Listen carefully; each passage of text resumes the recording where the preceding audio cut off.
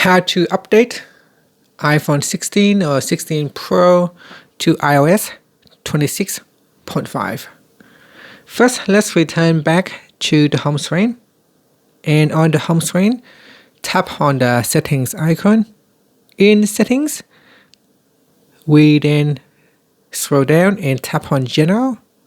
Then tap on software update. Here, tap on update now. Now put in your passcode.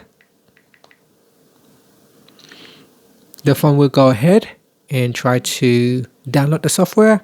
If you see these terms and conditions, just tap on agree, then tap on agreed. And now we wait for the iPhone 16 or 16 Pro to download the software. Make sure you have enough battery power or enough charge so that it can successfully finish the update. Now the update will take around 30 minutes to download. It will take around 30 minutes to download and then extra 5 or 10 minutes to update. And that's it. Thank you for watching this video. If you find it helpful, please like and subscribe to my channel for more videos.